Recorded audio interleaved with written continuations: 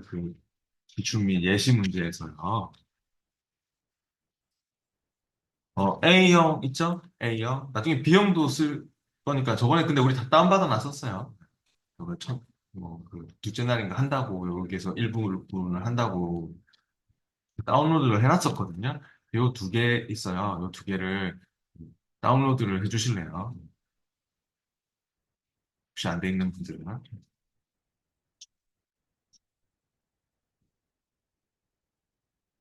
예시 문제 A형, B형 이 두 개의 예시 문제가 있습니다.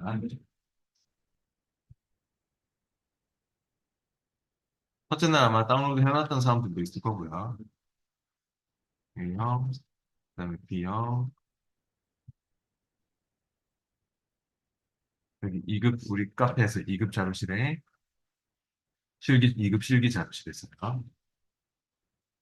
중리 예시 문제에서 A형 압축 풀어주세요. 풀 거거든요.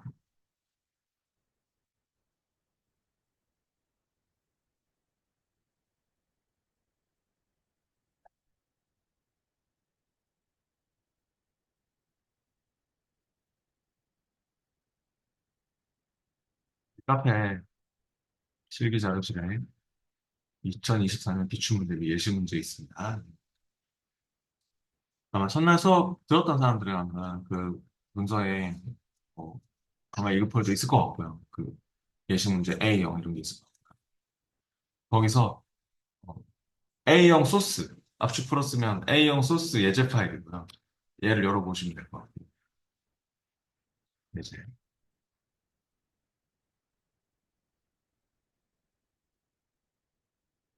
그리고 강의장에 계신 분은 제가 프린트를 나눠드릴 건데 줌으로 듣고 계신 분들은 이게 프린트입니다. A형 PDF가 프린트니까 프린트는 제가 지금 나눠드릴게요. A형 소스 열어주세요.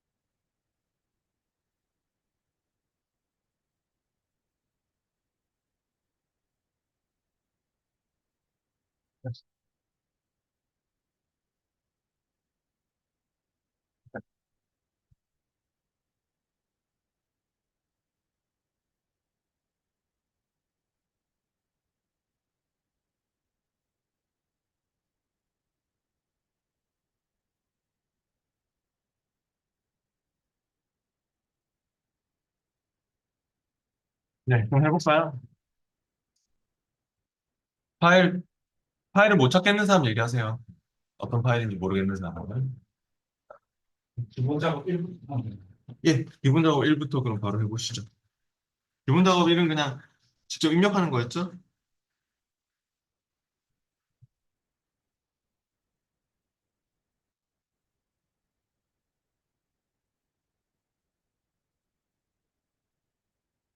테스트 잘 확인하고 하세요.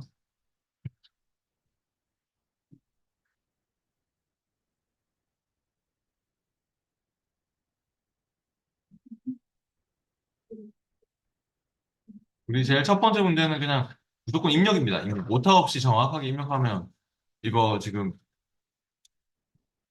저번에 그때는 했었죠. 오타 없이 정확하게 입력하면 여기 그림에 나온 위치하고 정렬하고 그것만 딱 맞추면 돼요. 다 입력하는 거예요. 이건 표시 형식으로 하는 거 아니고 그냥 6명, 7명 아마 다 치는 걸 겁니다. 치면 돼요.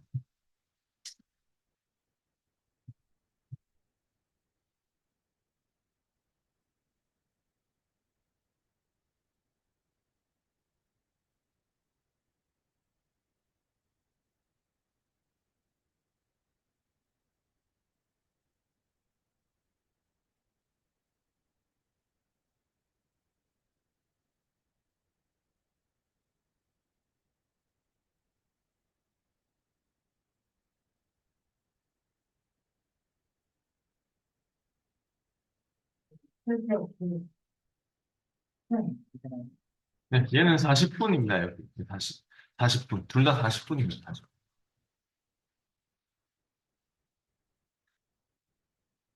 시험 시간이 그렇게 넉넉지 않죠? 40분이면. 함수 문제 어려운 것도 있는데.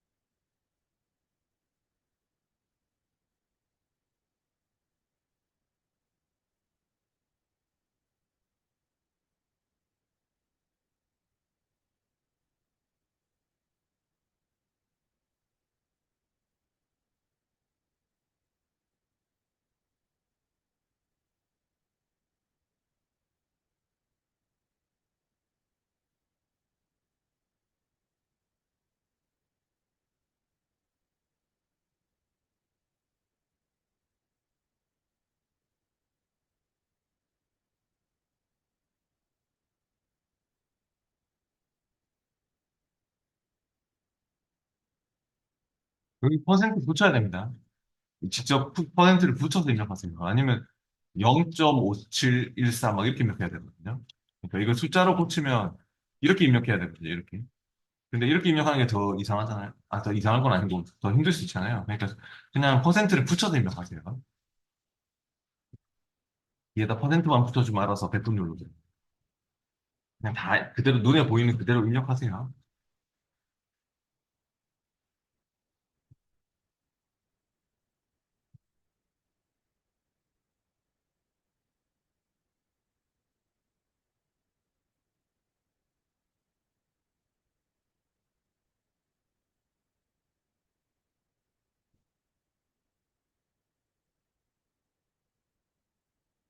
퍼센트를 붙여야 됩니다.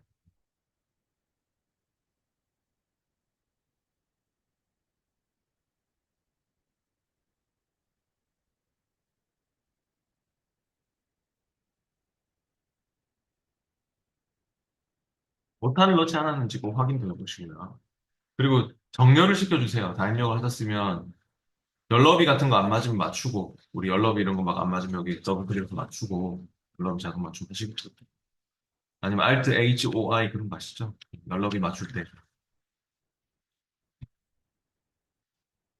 Alt 한 번, H 한 번, O 한 번, I 한 번 열너비 자동 맞춤이었잖아요.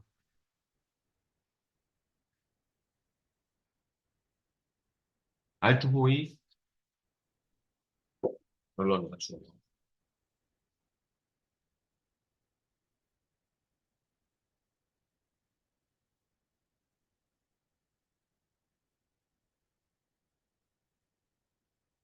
가운데 맞춤도 이 표안 쪽에 지금 컨트롤 A로 잡은 다음에 표안 쪽에 한번 찍고 컨트롤 A 하시고 가운데 정렬도 좀 해주실래요? 가운데 맞춤 요걸로 해주시면 되죠.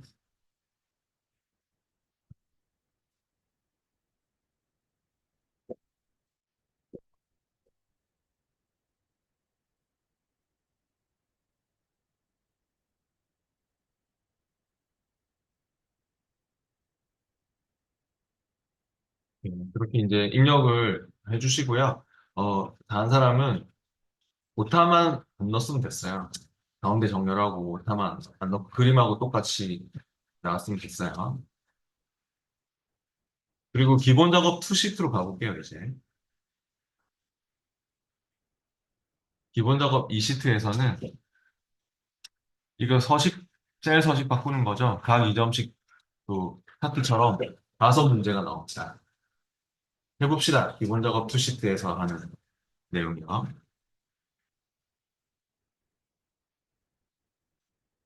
좀 기본 작업 투시트로 오셨죠?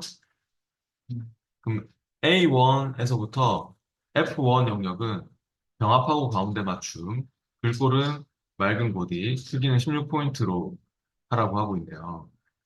그러면요, 우리 A1에서부터 F1 범위를 잡아볼까요? 여기죠.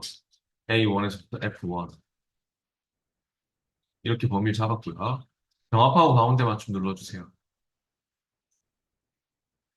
대부분 홈탭에서 지금 기본 서식들은 다 바꿔주세요. 병합, 한 번 누르면 병합되고, 분할되고 하는 거죠. 그리고 글꼴도 바꿔주세요. 글꼴은 맑은 고집으로 바꿔주세요. 바탕으로 되어 있는데, 맑은 고집. 또 16포인트로 굵게 밑줄까지 주세요. 지금 여기를 병합을 해야 됩니다. 여기를 지금 병합하고 가운데 맞춤. A1부터 F1까지 병합하고 가운데 맞춤. 글꼴을 맑은 고딕 16포인트. 굵게 밑줄까지.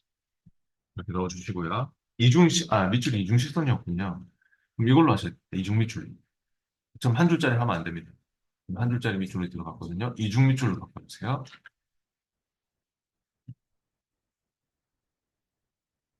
라인 모드 16포인트, 이렇게 이중 밑줄까지.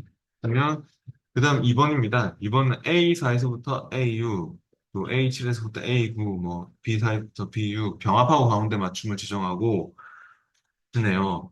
그럼 A4에서부터 A6면 어디예요? 여기죠. 네, 기본 영역에서부터 지금 밑에 두 칸. 여기를 잡으세요. 저처럼 이렇게요. 그리고 이거 한 번만 잘해주면 돼요. 요거 잡고 이제 병합하고 가운데 맞춤을 합니다. 그 다음에 계속 이 똑같은 서식을 계속 줄 거잖아요. 그럼 이제는 범위를 이렇게 A7에서부터 A9까지 잡은 다음에 F4만 누르면 돼요. 여기서 F4번 키만 누르면 우리 아시잖아요. 앞에 서식 반복하는 거. F4번 달러 붙일 때도 쓰지만 앞에 서식을 반복하는 그런 또 기능이거든요. 그래서 앞에 병합하고 가운데 맞춤을 뭐 했으니까 그 서식이 계속 반복되겠죠. 범위를 잡고 F4, 또 범위를 잡고 F4, 범위 잡고 F4 하시면 되겠죠?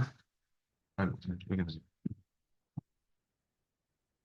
F4에서부터, 여기 F4에서부터 F6 여기, 또 여기 F4로 하시면 됩니다. 저번 했었잖아요. 앞에 했던 서식을 반복하는 거.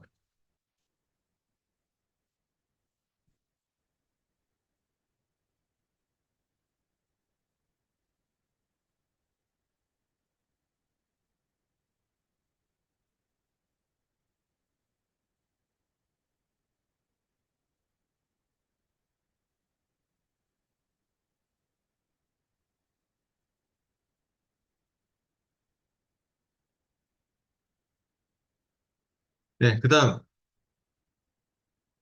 A3에서부터 F3에는 셀 스타일을 파랑 강조로 적용하라고 하고 있습니다. 그러면은 A3에서부터 F3까지를 잡아보세요. 저처럼 범위를 잡을 때 A3을 찍고 컨트롤 시프트 누른 채로 오른쪽 방향키를 쓰면 되죠.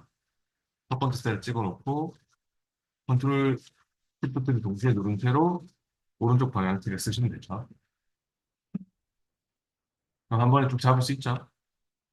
A3에서부터 F3까지요. 네. 얘를 찍어놓고 처음에 얘를 클릭해놓고 그리고 컨트롤 시프트 누른 채로 오른쪽 방향키를 한번 누르면 되죠. 컨트롤 시프트를 누르고 있는 채 오른쪽 방향키를 누르면 한 번에 쭉 잡을 수 있죠. 네. 그래서 범위를 이렇게 지금 잡아주셔야 됩니다. 여기만. 네. 그리고 이제 여기에 대해서는 어떻게 하라고요? 셀 스타일을 주래요. 셀 스타일은 요거 스타일 갤러리 여기 홈 탭에 스타일 그룹에서 스타일 갤러리를 자세히 열어보시고요. 거기 셀 스타일 중에서 파랑 강조색 5라고 있습니까? 파랑 강조색 5를 찾으세요. 셀 스타일 중에서. 이거네요, 이거. 찾으셨어요?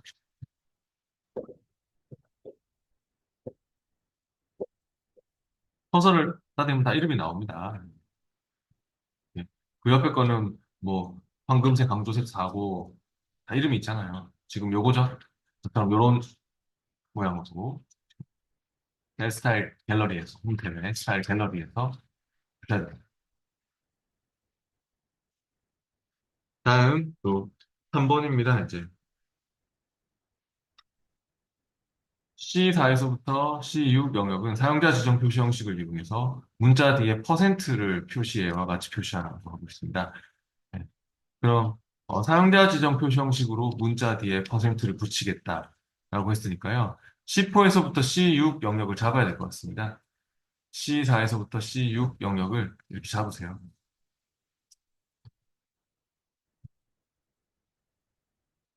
네, 범위가 이렇잖아요. 범위가 이렇게 좀 잡힌 가운데 우리 셀 서식 대화 상자 부를 때는 컨트롤 1번 눌러서 부르는 거 아시죠? 네, 컨트롤 1번 눌러서 셀 서식을 부르겠습니다. 범위를 이렇게 잡아놓고 여기 세 칸을 잡아놓고 컨트롤 1번 눌러서 셀 서식을 불러주세요. 마우스 오른쪽 셀 서식하도 좋고 그리고 얘는 사용자 지정으로 할 건데 지금 이거 뒤에 퍼센트를 붙여달라고 하잖아요. 퍼센트. 퍼센트가 아까 백분율 스타일이 아니죠. 그러니까. 얘는 그냥 문자잖아요. 문자. 물결도 들어가 있는 문자잖아요. 문자 뒤에 퍼센트를 붙이려면 어떻게 해야 될까요?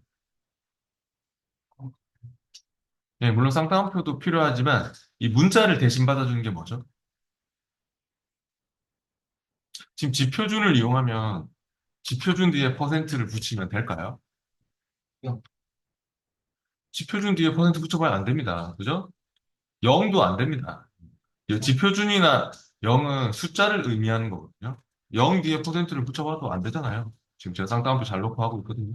안 되지 않습니까? 샵도 아니에요. 샵도 우리 뭐 하나도 기억이 안 나시나 보네요. 그 이거 기억 안 나세요? 골뱅이. 문자 뒤에 문자 앞에 뭐 붙일 때 우리 골뱅이 썼던 기억 있죠? 숫자는 지표준 0, 샵 이런 애들이고요. 샵은 0을 표시 안 하는 애고요. 배운 적 있잖아요. 골뱅이를 써야 됩니다. 골뱅이. 골뱅이 뒤에다가 퍼센트를 그냥 붙이면 퍼센트가 백분율을 의미하기 때문에 쌍따옴표 붙여가지고 쌍따옴표를 붙여가지고 퍼센트로 해야지만 백분율이 아니고 그냥 문자로 들어가요. 그래서 지금 골뱅이를 이용하세요. 범위를 이 범위를 잡고 하셔야 됩니다. 이 범위를 잡고 컨트롤 1번 눌러서 셀 서식으로 온 다음에 거기에 사용자 지정에서 골뱅이 뒤에 퍼센트를 붙여주시면 될 것 같네요. 쌍따옴표 안 넣으면 안 돼요.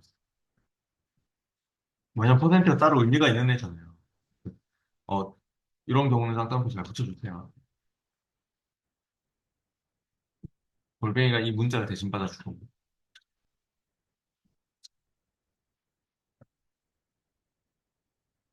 그다음 4번입니다. 4번은 또 D4에서부터 D9 영역의 이름을 배점으로 정의하시오라고 있습니다. 이름 정의하는 거 배웠었죠? 우리 시나리오 할 때도 셀 주소 대신에 이름을 불러서 이제 쓸 수 있도록 그렇게. D4에서부터 D9 영역을 잡고요. 이름 정의하는 게 어디 있었죠? 예, 수식 탭에 정의된 이름 그룹에 이름 정의하는 게 정석이죠. 물론 범위를 잡고 내가 이 범위를 잡고 이름 상자에다가 직접 배점이라고 쳐서 엔터를 해도 괜찮아요. 배점이라고 쳐서 엔터를 해도 괜찮고 정석대로 하자면 범위를 잡고 수식의 이름 정의입니다. 그럼 아마 위에 레이블이 배점이라서 배점으로 이렇게 이름 자동으로 들어가고 있거든요. 그대로 확인하시면 됩니다.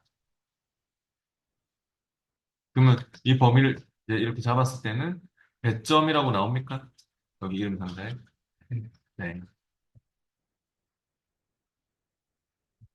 이름 정의하실 때는 수식 탭에 정의된 이름 그룹의 이름 정의도구.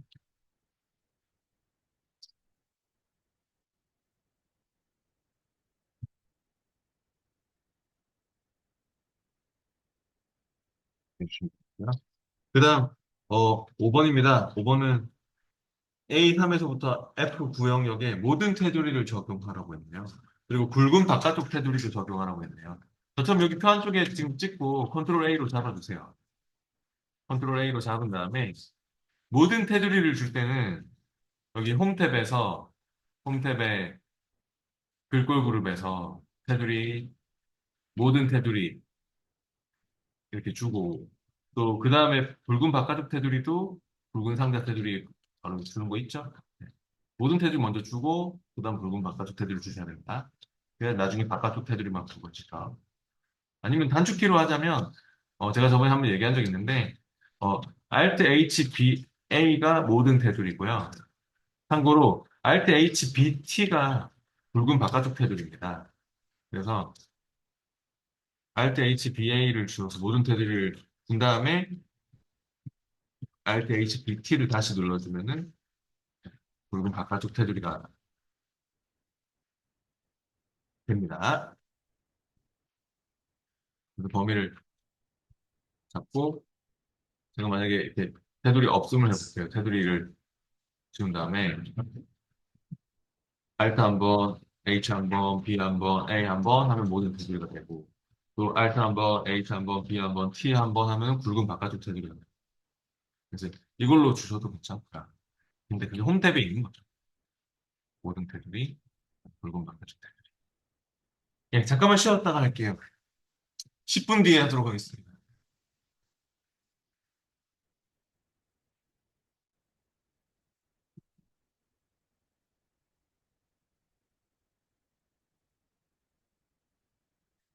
조건부 서식 문제가 나왔네요. 기본 작업 3시트에서요.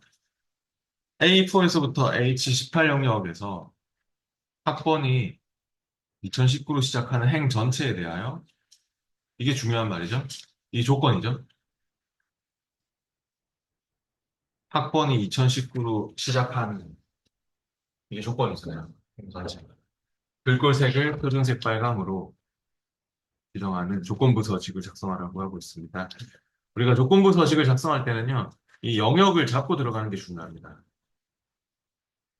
A4에서부터 H18 영역을 잡고 하세요. 보통 고급 필터 아니면 조건부 서식이 나오죠. 고급 필터는 다 잡고 합니다. 고급 필터는 그냥 표 한쪽에 찍어놓고만 해도 됩니다. 근데 조건부 서식은 그렇게 하면 안 돼요. 조건부 서식은 이렇게만 잡는 경우가 많기 때문에 머리글이 제외되는 경우. 행 전체의 서식이 바뀌도록 할 때는 이 머리글이 포함되지 않거든요. 이 머리글이. 그래서 A4에서부터 H18을 잘 잡고 들어가야 됩니다. 그게 중요합니다. 머리글을 포함하지 않고 문제에서 지정한 범위를 잘 잡고 들어가는 게 중요하죠. 그리고 조건부 서식은 홈 탭의 조건부 서식의 세 규칙으로 작성했었죠. 저처럼요. 홈 탭의 조건부 서식의 홈 탭 조건부 서식 세 규칙이요. 규칙 유형은 뭘로 하시겠습니까?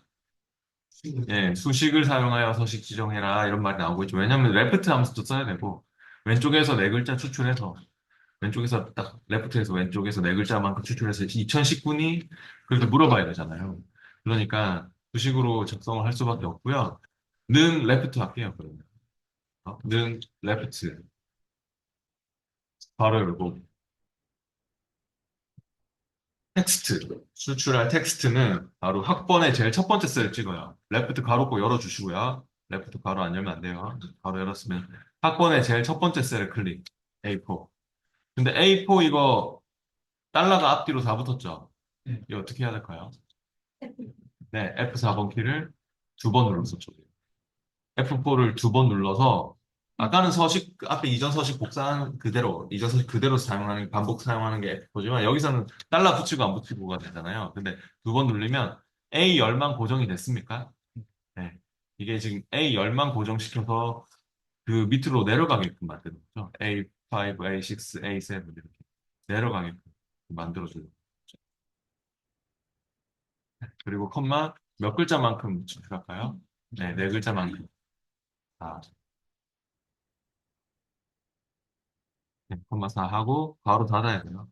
바로 닫으면 이제 네 글자씩 추출이 되면서 내려갈 거거든요. 근데 그 값이 이꼴 뭐인 거? 이꼴 2019. 근데 그냥 이꼴 2019 이렇게 물어보면 될까요? 왜 안 될까요? 네, 문자. 레프트로 추출된 값도 문자로 바뀌거든요. 숫자가 아니라 쌍따옴표 붙어서 나옵니다. 레프트, 라이트, 미드로 추출된 값들은 다 쌍따옴표 붙어서 나올 거거든요. 문자열 함수라서. 그래서 이게 2019니 숫자 2019니 하면 무조건 펄스가 될 것 같거든요. 근데 쌍따옴표 붙여서 물어보면 됩니다. 쌍따옴표 붙여서. 2019 앞뒤로. 레프트 때문입니다. 이건 순전히 레프트 때문에 그런 거니까. 레프트, 라이트, 미드가 문자열 텍스트 함수거든요. 텍스트 함수라서 텍스트로 만들어 버리기 때문에 문자 2019니라고 물어보는 것이 중요하겠네요. 쌍따옴표를 안 붙이면 안 되겠네요. 그리고 서식 단추 눌러가지고 서식은 아까 표준색 빨강, 글꼴색을 표준색 빨강으로 한다 했죠? 바꿔주세요.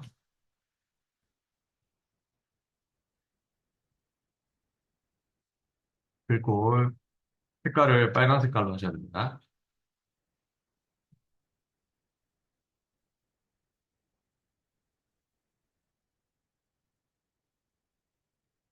네, 확인할게요. 그럼 바뀌는 것들이 있습니까? 확인했을 때 저처럼 이렇게 뭐 김지수 씨라든지 이런 사람들이 바뀌어야 됩니다. 안 나왔다 하는 사람은 범위를 잡고 조건부 서식에 규칙 관리로 가보세요. 범위를 이렇게 잘 잡고 하셔야 되고요. 조건부 서식에 규칙 관리에 가보시면 새 규칙으로 만들었던 게 잘못됐으면 규칙 관리자에서 조건부 서식 규칙 관리에서 편집하시면 되거든요. 얘를 이렇게 편집해가지고요. 편집하시면 돼요. 아까 쌍따옴표 붙이는 게 중요하다 했었죠? A 열만 고정시키는 거고 쌍따옴표 이렇게 2019 앞뒤로 잘 열고 닫았나? 가로도 잘 열고 닫았나? 컴마 잘 찍었나? 그런 걸 해봐요.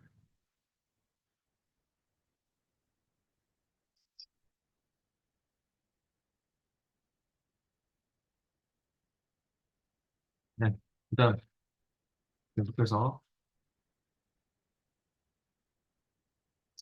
계산 작업으로 가보겠습니다. 시험 시에 뭐 계산 작업 이거 분명히 한두 문제는 어려운 문제가 있을 거거든요. 그러니까 막히는 게 있으면 그냥 넘어가야 돼요. 나중에 분석 작업 매크로 차트까지 다 해놓고 다시 돌아와서 하면 돼요. 계산 작업이 제일 어렵잖아요. 그냥 다섯 문제를 다 쭉쭉 술술 다 풀 수 있으면 진짜 잘하는 거죠. 근데 그렇게 잘 안 될 거거든요. 분명히. 아무리 잘하는 사람도 한두 문제는 분명히 애매하고 좀 힘든 문제가 있을 겁니다. 그러면 그런 거는 나중에 풀어도 돼요. 괜히 붙잡고 있지 말고. 나중에 분석 작업 매크로 차트까지 다 하고 와서 돌아와서 시간 남을 때 풀어보세요. 한두 문제 또 틀려도 된다 했잖아요. 네. 그럼 해보죠. 표 1에서 계산 작업 시트 왔어요. 함수 다섯 문제 8점짜리 배점이죠. 제일 높죠. 8점짜리 다섯 개로 40점 배점이잖아요. 방금 앞에 했던 건 싹 다 5점짜리 문제. 물론 기본 작업 여기는 이제 10점 이상씩 각 2점씩 해가지고. 그래서 기본 작업은 20점이고, 여기는 지금 무려 40점 배점이거든요. 8점짜리 5문제로 해보겠습니다. 토요일에서 응시일이 월요일부터 금요일이면 평일, 그 외에는 주말로 요일에 표시하라고 하고 있습니다. 단 요일이 월요일이 1인 유형으로 요일 계산시 월요일이 1인 유형으로 위크데이 함수 쓰라고 if와 위크데이 함수 쓰라고 나왔습니다. 위크데이 함수 기억나세요? 네. 원래 기본 타입으로 하면요. 월요일이 1번이 아니라 무슨 요일이 1번이 되나요? 원래 기본 타입으로. 일요일이 1번 되죠. 위크데이 가로 안에 날짜만 딱 넣어놓으면 일요일이 1번, 월요일이 2번, 화요일이 3번, 토요일이 7번 되는데 여기는 지금 월요일부터 금요일이면 조건이 이거거든요. 평일. 그러면 일요일이 1번 나오면 좀 약간 불편하지 않습니까? 일요일이 1번 되고 하면 월요일이 2번 되고 금요일이 6번 되잖아요. 그죠? 토요일이 7번이니까. 그렇게 되면은 좀 물어보기가 좀 곤란, 2번 물어봐야 될 것 같거든요. 네, 뭐 2보다는 일단 이상이면서 6보다는 이하니 뭐 그렇게 물어봐야 될 것 같거든요. 근데 월요일이 1번 타입으로 계산을 하게 되면 우리가 위크데이에 옵션 1번, 이게 리턴 타입 2를 쓰란 말이죠. 타입 2를 쓰란 말입니다. 유형. 위크데이에 그 타입 2를 쓰면은 2번 타입을 쓰면 월요일이 1번이 나오도록 하면 그럼 금요일이 몇 번 되는 거죠? 월요일이 1번이니까 5번이죠. 토요일이 6번이고 일요일이 7번 되는 거니까 그러면 그냥 1, 2, 3, 4, 5, 6, 7로 나올 거기 때문에 5보다 이하니 5보다 이하면 평일이야. 이렇게 합니다. 그죠? 5보다 이하면 작거나 같니 5보다 그러면 평일 아닙니까? 5보다 이상인 것들은 주말은 6번, 7번으로 나올 거거든요. 토요일, 일요일은. 맞잖아요. 아니면 여기서 그 계산을 해보세요. D3에 와서 는 위크데이. 는 위크데이부터 써봅시다. 잘 이해가 안 가는 사람들이 있는 것 같으니까. 지금 위크데이를 더블 클릭해봐요. 가로가 열리면요. 그냥 바로 할게요. 날짜를 찍으면 돼요. 옆에 C3을 찍고 컴마 찍어보세요. 컴마. 컴마 찍으면 리턴 타입이 나오잖아요. 우리가 지금 몇 번 타입으로 하기로 했어요? 리턴 타입은? 예, 2번 타입으로 해야죠. 기본 생략하면 그러니까 생략하면 1번 타입으로 일요일이 1번에서부터 토요일이 7번 되는 건데 우리는 2번 타입으로 해서 월요일이 1번에서 그러니까 컴마 지금 찍고 나서 2번 타입을 더블 클릭하시거나 2를 적어주세요. 그래가지고 엔터를 하시면 됩니다. 더블 클릭하거나 2를 적고 엔터를 하시면 돼요. 그럼 이렇게 해서 이제 채우기를 해볼게요. 얘를 다시 선택해가지고 채우기를 이렇게 하면 1, 2, 3, 4, 5, 6, 7 나오지 않습니까? 그죠? 1, 2, 3, 4, 5, 6, 7이 나오는데 우리는 평일만 찾으려면 평일만 찾으려면 같거나 같니? 5보다 이렇게 물어보면 되겠죠? 조건을 줄 때. 네. 그러면 이게 true가 되는 쪽들이 평일 아닙니까? 왜냐면 토요일이 6번이고 일요일이 7번이니까. 토요일이 월요일이 1번이면 토요일이 6번, 일요일이 7번 되거든요. 6, 7 이런 애들은 주말이거든요. 주말. 그래서 그런 애들 빼고 6번, 7번 빼고 전부 다 평일, true가 되는 것들은 평일이야. 그렇게 처리를 할 예정입니다. 그래서요. 이거 위크데이 2번 타입 이거 잘라내기 할게요. 지금 방금 여러분이 작성한 거 있죠? 이거 잘라내기를 하세요. 지금 더블 클릭 들어가셔가지고 있잖아요. 더블 클릭 들어가셔서 편집 모드로 들어가서 잘라내기 해요. 블록 지정, 컨트롤 X, 지금 약간 아까우니까. 조건에서, if 안에서 조건으로 쓸 거거든요. 첫 번째 수식에서 저처럼 이렇게 일부분 블록 지정해가지고 잘라내기 하세요. 그리고 if를 쓰겠습니다. if, if를 선택하고,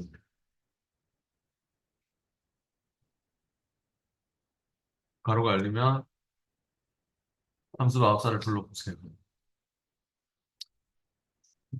컨트롤 A로 불러도 되고요. 함수 마법사를 불러보세요. 가로가 열렸을 때요. 그래가지고 이제 우리가 함수 마스터 불렀으면은 여기서 붙여넣기를 해야죠. if에 이제 지금 조건식에서 로지컬 테스트에서 컨트롤 V를 한 다음에 아까 위크데이로 구한 그 요일 번호가 지금 붙여넣기가 된 거죠. 그럼 컨트롤 V 이후에 작거나 같니 5보다 이렇게 물어보면 되죠. 조건 이렇게 주시고 작거나 같니 5보다. 위크데이 2번 타입으로 해서 5 이하면 밸류 if true면 뭐다? 평일이라고 적어주시고요. 문제에서 그렇게 얘기가 나왔잖아요. 네, 평일. 그 외에는 주말이죠. 밸류 if true면 평일, 밸류 if false면 주말.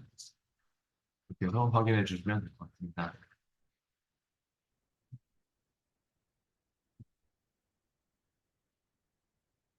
위크데이의 이 타입을 이해하는 게 중요했죠.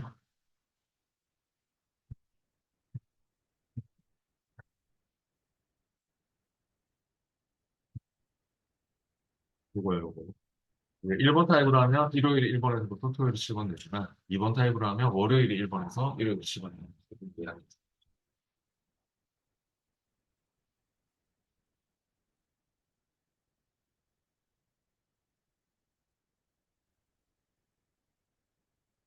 다음 계속해서 2번 문제 해보겠습니다. 2번 문제는 또 중간고사, 기말고사 학점 비중표를 참조해서 학점을 계산하시오라고 하고 있습니다. 보니까 평균을 구해가지고요. 학생의 중간고사, 기말고사로 구해가지고 H룩업으로 학점을 찾아오는 것 같습니다. 어, 우리가 평균을 여기서 에버리지로 이 김미정 씨의 평균을 구할 수 있잖아요. 그죠? 김미정의 평균을 구한 다음에 여기서 그 점수가 만약에 0점에서 60점 사이면 F 학점이고 60점 미만이면 또 이 점수가 또 60 이상 70점 미만이면 또 D 학점이고 또 70점 이상 80 미만이면 C 학점이고 그런 식으로 학점을 들고 오려고 하는 것 같습니다. H 룩업 함수 기억나세요? 몇 번째 행에 있는 값을 1, 2, 3에서 몇 번째 행에 있는 값을 가져올래? 행방향으로. V룩업은 열방향으로. 1, 2, 3 해가지고 V룩업 같으면은 우리 버티컬 룩업 있었잖아요. V룩업이면은 뭐몇 번째 열에 있는 값을 가져올래? 그런 거요. 기억나시죠? 지금은 H룩업을 먼저 쓸게요. 여기 I3에 와가지고요. 는 H룩업 불러보겠습니다. 불러보시죠.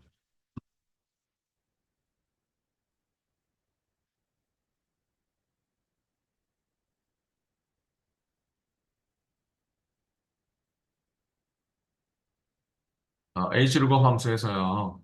이제 함수 그 더블 클릭해서 가로가 열리면 함수 마법사를 부르세요. 가로가 열렸을 때 컨트롤 A로 복잡하니까 가로가 열렸을 때 불러주셔야 돼요. 컨트롤 A 해가지고 그래서 lookup value가 첫 행에서 찾을 값입니다. 표의 첫 행에서 찾을 값이 뭘까요? 첫 행에는 뭐가 있는데요?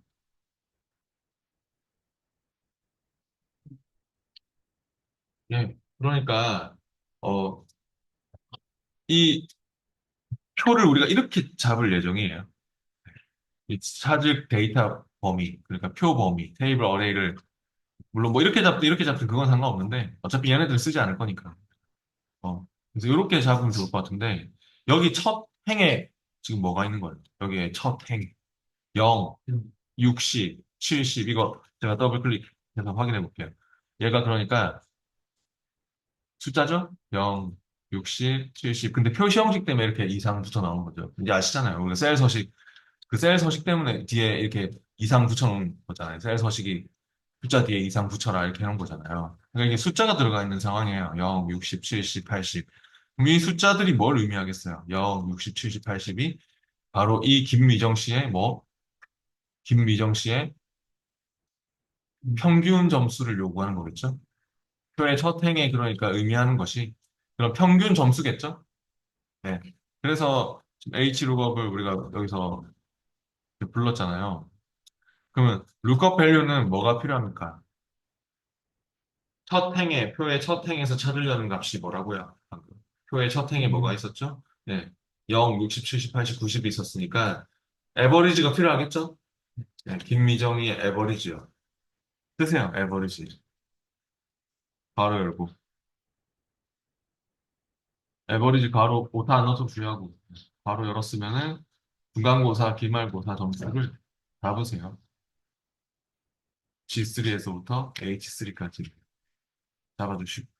에버리지에 대한 가로를 닫습니다.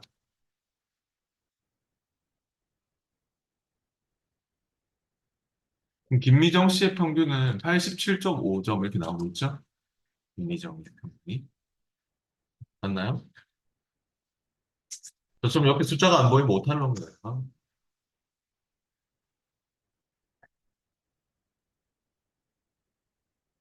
에버리지에서 G3에서부터 H3을 잡았잖아요. 그래요. 이거의 평균을 구하라.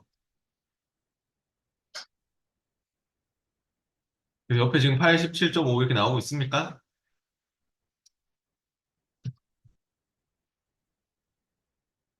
그 다음 두 번째 칸, 테이블 어레이로 내려갈게요. 테이블 어레이는 데이터를 검색하고 추출하고자 하는 표입니다. 그래서 데이터를 추출할 표는 바로 여기죠, 여기. 이 범위를 잡겠습니다. 테이블 어레이를 저처럼 이렇게 잡아주실래요? 단 이 범위는 어떻게 할까요? 근데 이 범위 어떻게? 네, 채우기를 할 건데 같이 내려가고 내려가고 하면 밑에 것들이 안 나오겠죠? 표에서 뭐 제대로 찾을 수 있도록 절대참조가 필요합니다. 절대참조.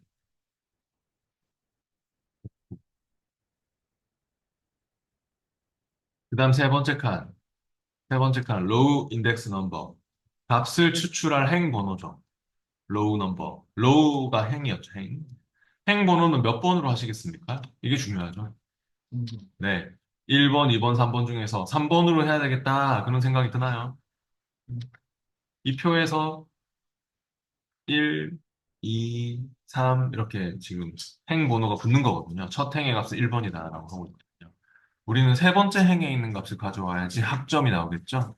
F, 뭐 A, B, C 이런 학점이 나오려면 3번으로 가야겠죠? 네. 이게 87.5점이면 정확하게는 못 찾겠죠? 비슷하게 찾아야겠죠? 비슷하게 찾으려면 마지막에 어떻게 했었죠? 레인지 룩업이요, 레인지 룩업. 정확하게 찾을 때는 뭐 했었죠, 그때? 정확하게는 펄스나 0이었죠? 비슷하게 찾을 때는 뭐? true 또는 1이죠. 0 아니면 1이잖아요. true 또는 1, 또는 생략도 가능하고요. 근데 참고로 비슷하게 찾으면 87.5면 어디로 갈까요? 90으로 갈까요? 80으로 갈까요? 예, 이게 87.5면 솔직히 90에 더 가깝지 않습니까? 근데 무조건 지보다 작은 값 중에서 근사치를 찾습니다. 지보다 작은 숫자 중에 근사치를 찾는다는 특징이 있습니다. 비슷하게 찾을 때는 작은 값 중에서 찾습니다. 작은 값 중 근사치. 그것 때문에 헷갈려 하실 것 같아서 제가 얘기하는 겁니다. 작은 값 중에서 찾는다. 그러면 90, 지보다 큰 값으로 안 가고 지보다 작은 값 중에 근사치로 간다고 생각하시면 되겠어요. 그래서 87.5점이면 일로 와서 80, 이쪽으로 와서 80 이상 90 미만으로 B등급이 나오고 있죠. 그래서 이상하게 생각하지 마시라고.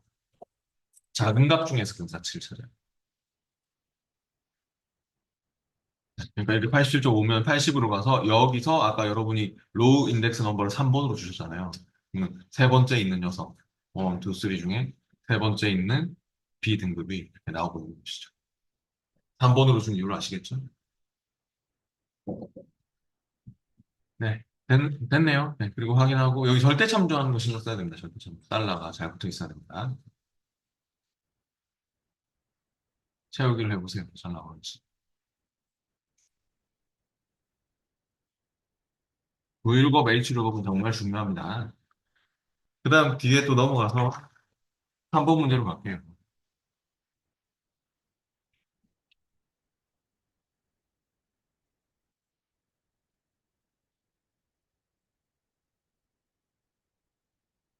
예, 3번은 또 표 3에서 학과가 경영학과인 학생들의 평점 평균을 B24셀에 계산하시오라고 하고 있습니다. 밑에 쪽에 여기네요. 여기에 경영학과니, 학과가 경영학과니, 이게 조건인 것 같아요. 그런 학생들에 대한 평점의 평균을 D24셀에 구하라고 했는데, 평균은 소수점 이하 셋째 자리에서 반올림하여 둘째 자리까지만 표시하래요. 음, 이렇게 소수점 이하 둘째 자리까지만 나오도록 반올림하는 함수는 라운드죠? 네, 라운드는 나중에 다 구해놓고 할 거고요. 자릿수 맞출 때 쓰는 거니까. 뭐 소수점 이하 둘째 자리까지 표시해 뭐할 거니까. 그리고 D 에버리지가 이제 이거 구할 때 쓰는 거겠죠? D 에버리지가 이 표에서 학생들의 그 평점 평균을 근데 학과가 경영학과인 학생들의 평점 평균을 D 에버리지가 구할 수 있죠. D썸, D 에버리지 이런 함수들 배웠던 기억이 있나요? 없나요? 없으면 안 되는데. 제일 첫날에 함수 제일 처음 할 때 나왔거든요. 함수의 첫 번째 부분에서 나왔거든요. D썸, D 에버리지 이런 애들은요. 일명 데이터베이스 함수였습니다. 데이터베이스 함수로 지금 우리가 이거 쓸 거죠? D 에버리지. 근데 뒷섬도 사용법 다 똑같습니다. 데이터베이스, 필드, 조건. 조건은 고급 필터와 동일하게 졌어. 그럼 지금 조건부터 한번 작성을 해볼게요. 방금 조건이 뭐였죠? 네, 학과가 경영학과냐 하는 조건을 어디다가 작성하라고 하고 있습니까? 문제에서. 예, 문제에서 A24에서부터 A25 영역에 입력하십시오. 이렇게 나왔죠? 이 범위를 벗어나면 안 돼요. 여기에다가 조건을 작성을 할 거고, 학과가 경영학과니 하는 조건을 주려면 어떻게 하면 될까요? 고급 필터라고 생각합니다. 고급 필터라면 학과 필드명 사에서 붙여넣기. 아시죠? 컨트롤 C, 컨트롤 V. 그 다음에 밑에다가 경영학과 이렇게 적겠죠? 이렇게 적어주세요. 조건을 이렇게요. 이 조건은 하나, 데이터베이스 함수는 고급 필터처럼 작성한다고 보죠. 적으라는 위치에 적어야 되는데, 학과가 경영학과니 하는 조건, 학과 컨트롤 C, 컨트롤 V에서 경영학과 이렇게 적는 거죠. 그리고 그러한 사람들의 평점 평균을 구하기 위해서는 바로 이제 는 디에버리지 함수, 요 함수를 불러보도록 하겠습니다. 불러보시죠. 여기서요. 는 디에버리지요. 디에버리지를 선택하고 함수 마우스와도 불러볼게요. 컨트롤 A. 데이터베이스 같은 경우는 여기는 표를 다 잡아야 됩니다. 아까 조건부 서식이나 이런 애들은 막 데이터 범위만 잡고 했잖아요. 근데 여기는 표 전체를 다 잡아야지 이런 필드명도 쓰이고 하잖아요. 필드명도 쓰이고 계산에도 쓰이거든요. 필드 이름이. 그러니까 이 필드명 다 포함해서. 데이터베이스는 저처럼 A13에서부터 표 전체 다 잡아야 돼요. 이렇게. A13에서부터 D21까지.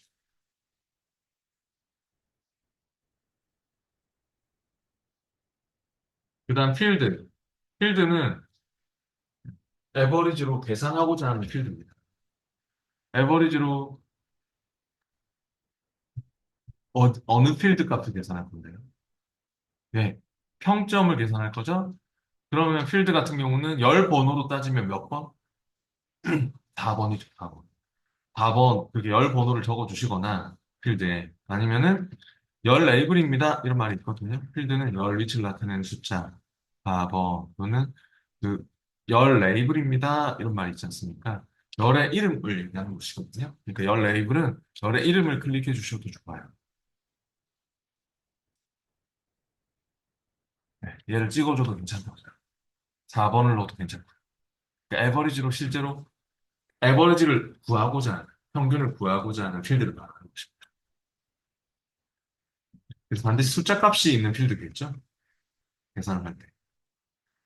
그 4번 또는 D13. 그다음 마지막 크라이테리아. 크라이테리아는 조건이 있는 범위고 우리가 적어놓은 범위. 여기를 이렇게 잡아주시면 될 것 같아요. 크라이테리아는 저처럼 이렇게 잡아주시면 됩니다. 그래서 이렇게 지정한 조건이 있는 셀 범위라고. 그러니까 우리가 적어놓은 범위를 잡아야죠. 조건을 적어놓은 범위를 A24에서부터 A25 범위를 잡아야 되지 않겠습니까? 됐으면 확인해 주세요. 확인하면은 결과가 3.73 뭐 그렇게 나옵니까? 3.73, 60, 666 막 이렇게 나오고 있는데 근데 문제에서 뭐라고 했어요? 문제에서 라운드 함수를 쓰라는 말이 있었죠? 그 소수점 이하 셋째 자리에서 반올림을 해가지고 여기서 반올림을 처리해가지고 그럼 이거는 3.74가 나오도록 만들어야겠죠? 둘째 자리까지 표시해. 이런 말이 나오고 있지 않습니까? 그렇기 위해서 어, 얘를 일단 더블 클릭 들어가서 라운드 함수 쓸 거니까 잘라내기 하세요. 우리 라운드 함수 아시잖아요. 요거 반올림 하려는 수, 소수점 아래 자릿수 이렇게 썼잖아요. 그러니까 뒤에 에버리지 부분이 지금 반올림 하려는 수로 들어와야 되거든요. 그래서 여기를 잘라내기를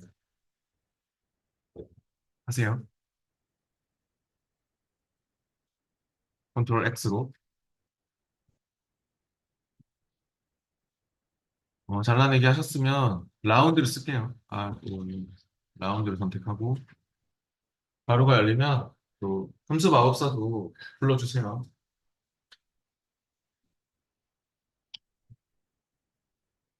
넘버 같은 경우는 반올림하려는 수입니다. 반올림하려는 수는 붙여넣기를 하세요. 컨트롤 있는 거죠. 그리고 넘버 디지 얼마로? 소수점 아래 자릿수인데 얼마? 2죠? 네, 이거는 계산을 마치고 나타낼 자릿수입니다. 셋째 자리에서 반올림 하라고 했다고 3 적는 사람 있거든요. 그러면 소수점 넷째 자리에서 반올림이 됩니다. 계산을 마치고 세 자리까지 남겨 그런 말이 되기 때문에 우린 2로 해주셔야 됩니다. 셋째 자리에서 반올림 해가지고 둘째 자리까지만 나와야죠. 하여튼 계산을 마치고 결과적으로 나타내고자 하는 자릿수다. 그래서 2가 되는 것입니다. 됐나요? 확인해 주세요. 3.74 이렇게 나와 있습니다.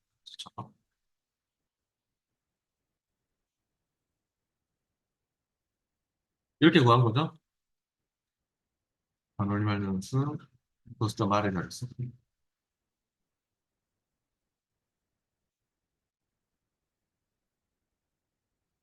네, 계속해서 그 다음 4번 문제로 가보겠습니다.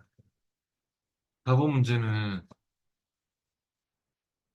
표 4에서 4가 밑에 있네요. 커뮤니케이션, 회계, 경영 전략이 모두 70점 이상이 이게 조건이죠. 이게 조건이죠. 세 과목 모두 70점 이상인 학생 수를 구하래요. 어떤 함수가 필요합니까? 조건이 세개네요 조건이 세개 네, count ifs 함수를 써야 되겠다는 생각이 드나요?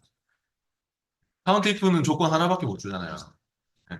조건 하나일 때 count는 아예 숫자 데이터만 세알리는 애고요. 숫자만 세알릴 수 있는 애고 조건을 못 주는 애고 얘는 조건 한 개만 줄 수 있고 얘는 조건을 두 개 이상 네, 조건 두 개 이상 줘야 되니까 요거를 써야겠죠? count ifs 불러봅니다. 어렵지 않은데 count ifs 함수를 쓸 겁니다. 우리 sum ifs, average ifs, count ifs 이런 거 배운 적 있잖아요. 이런 함수 기억나시죠? 네. 그러면 count ifs 불러보시고 S 붙는 걸로 해야지 조건 두 개 이상 물어볼 수 있어요. 함수 마법사를 불러주세요. 크라이테리아 레인지 1. 조건 1의 범위는 어디를 잡을까요? 일단 그냥 커뮤니케이션의 범위를 다 잡으세요. 크라이테리아 레인지 1. 레인지는 항상 범위입니다. 전 커뮤니케이션의 범위를 다 잡았고, 그 다음, 크라이테리아 1에는 크거나 같니? 실시. 이렇게 물어볼게요. 다음, 크라이테리아 레인지 2. 두 번째 조건 범위는 또 회계의 범위를 잡으면 되겠죠? 회계의 범위를 잡으면 돼요. 이렇게 잡았고, 또 역시, 그, 크라이테리아 2도 크거나 같니? 실시. 이렇게 물어볼게요. 그, 크라이테리아 레인지 3.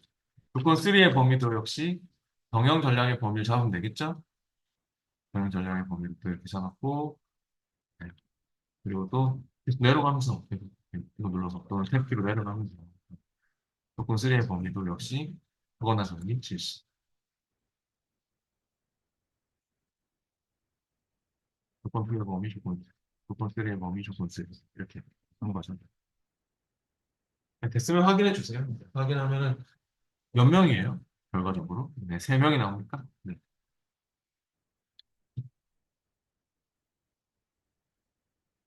이렇게 나온 겁니다.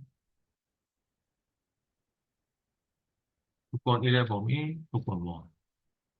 조건 2의 범위, 조건 2. 지금 조건들마다 전부 다 쌍따옴표가 붙죠. 네. 비교 연산자 이런 거 쓰면은 쌍따옴표 자동으로 붙는다는 말을 저번에 한 적 있죠, 제가. 그다음 마지막 5번 해보겠습니다. 5번 문제는 보니까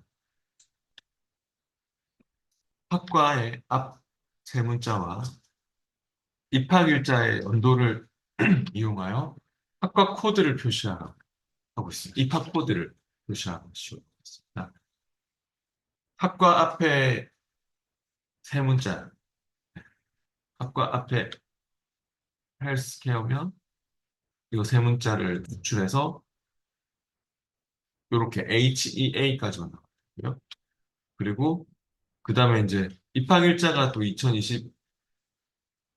2021년이면 2021 이거를 또 연도만 추출해서 뒤에 붙어야 되고요. 그리고 첫 글자만 대문자로 표시해 이런 말이 나왔죠. 첫 글자 대문자는 어떤 함수? 밑에 적혀 있는 함수 중에 프로퍼 함수 기억나십니까? 네. 예. 우리 어퍼는 뭐였죠? 어퍼. 네, 어퍼는 대문자. 로어가 소문자. 이거 아시죠? 모르면 안 됩니다. 어퍼도 잘 나옵니다. 네, 소문자. 프로퍼가 첫 글자만 대문자. 외워야 됩니다. 네. 그래서 우리가 지금 로어 어퍼 프로퍼 중에서 프로퍼 함수 쓰라고 돼 있잖아요. 문제에서 프로퍼 함수 쓰라고. 어, 프로퍼는 그러니까 맨 마지막에 쓸 거예요. 맨 마지막에 쓸 거고, 레프트와 이어 함수로 그러면 앞에 세 문자 또 입학일자의 연도 그런 것들을 먼저 추출을 해서 n% 연결 연산자를 써가지고 연결을 시키는 일을 먼저 해봅시다. 네. 먼저 그럼 레프트를 쓸게요. 레프트로 학과에서 왼쪽에 세 글자만큼 추출해 주실래요? 뭐 어렵지 않은 문제인데요. 여기 H29에 와서 는 레프트야. 레프트를 선택하고 가로가 열리면 학과를 찍고 그냥 간단하니까 바로 할게요. 컴마 몇 글자?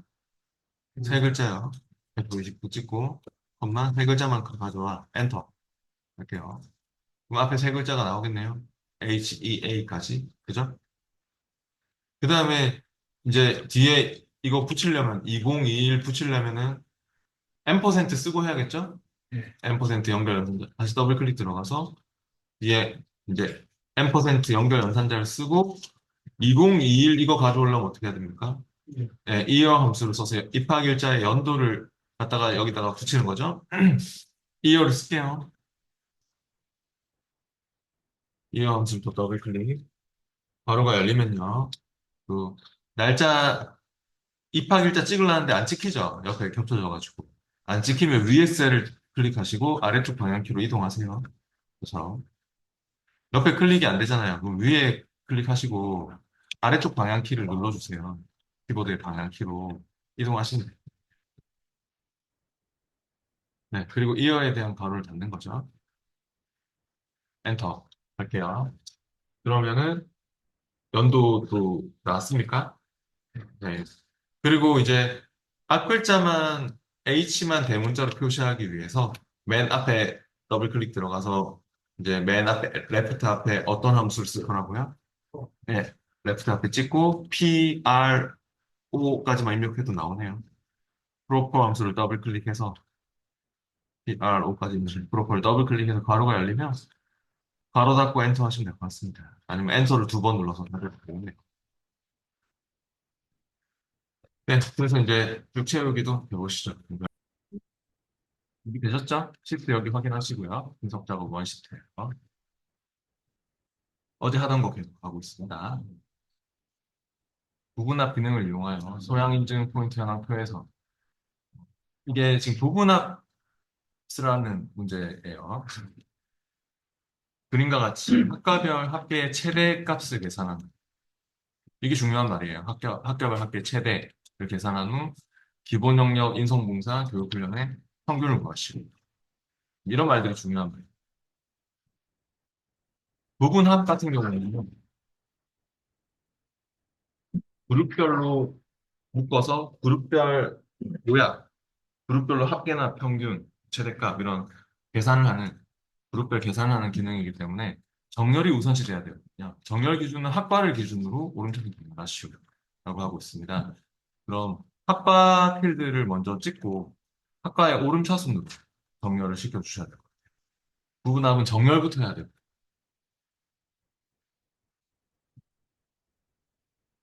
부분합을 사용할 때는 정렬이 안 돼 있으면 사용이 불가능합니다. 그래서 뭐뭐별로 하는 게 보통 그룹화 항목인데요. 이 학과별, 이게 그룹화 항목이거든요. 근데 정렬이 돼 있어야 돼요. 학과를 기준으로 오름차순 처리하라고 했죠. 그럼 학과 필드를 찍고 오름차순 정렬하는 거 데이터 탭에서 해주시면 돼요. 데이터 탭에서 여기 정렬 및 필터 쪽에서 오름차순 정렬. 학과를 딱 찍고 하셨죠. 학과 필드 찍고 데이터에 가나다가 씁니다. 그럼 정렬이 됩니까? 이게 좋아요. 네, 저는 지금 뭐 딴 거 하지 않았고 학과 찍고 데이터 탭에 오름차순 정렬 클릭했습니다. 그래서 이렇게 같은 것들끼리 묶어놔야 돼요. 정렬 됐어요? 그래서 학과별로 제 걸 보시면 되는데 제 거 안 보시면 학과를 찍고 데이터에 오름차순 정렬을 하라. 그래서 이렇게 경영정보과, 유아교육과, 정보통신과 같은 학과끼리 묶였습니까? 이렇게? 네. 네. 그럼 이제 부분합을 쓸 수 있는 겁니다. 이 정렬이 안 돼 있으면 이 그룹별로 계산을 하는 거기 때문에 부분합을 못 써요. 네. 그 부분합은 이게 우선 1번이에요. 1번 정렬. 정렬이 1번이에요. 그 다음 이제 부분합을 써보겠습니다. 데이터 탭에 부분합으로 갑니다. 아니면 Alt 한 번, A 한 번, B 한 번 눌러도 Alt 한 번, A 한 번, B 이렇게 차례대로 눌러도 부분합이 터집니다. 부분합은 표 안쪽에 있을 때만 쓸 수 있습니다.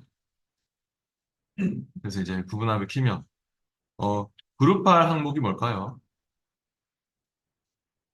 네, 학과입니다. 방금 정렬시킨 대상 학과고요.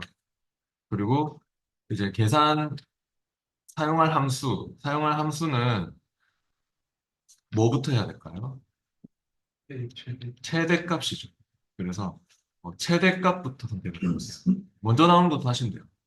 이거 먼저 하고 그 다음에 요거 하고 그런 식으로 할 거예요.